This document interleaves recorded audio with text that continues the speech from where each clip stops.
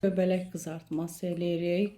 Deyəsən bu göbələklər fırında qızaracaq. Bir-bir onu fırın tepsisinə düzür. Baxaq görək axırı nə olacaq bu göbələyin. Mən də maraqla gözləyirəm.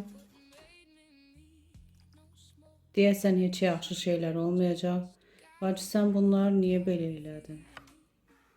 Yarısını qaynatdı, yarısını doğradı, 3 dənəsini fırına atdı. İndi isə qızardır. Bilmirəm nə çıxacaq bunun sonunda, amma yaxşı şeylər gözləmir bizi. Bişən göbələyin üstünə mayonez, limon, bir şeylər qarışdırıb doldurdu torbaya. İndi isə xəmir yoğurur. Tam buğday unundan yoğurur özü də ki, yəni çox sağlıqlı olmalıdır. Güya ki, sağlıqlı yeməklər bişirir. Bəlkə də sağlıqlıdır, bilmirəm. Daş kimi xəmirdən də nəsə hazırlayır. Yaymaya çalışır xəmiri, yaya bilmir. Keks qabına qoydu kəsdiyi xəmirləri, göndərildi fırına. Baxaq görək bu xəmirin başına nə iş gələcək. Çox maraqla gözləyirəm mən də.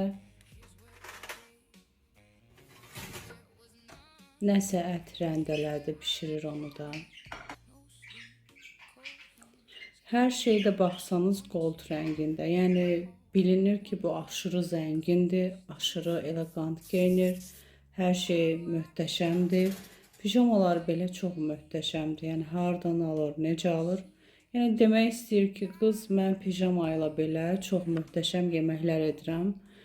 İndi isə o pişirdiyi keks qalıqlarının içinə bu göbələkləri doldurdu, nəsə hazırlayır. Baxaq görək nə olacaq. Bu qızartdığı göbələkləri burada şey kimi istifadə edir də, yəni necə deyim, görsəl obje kimi.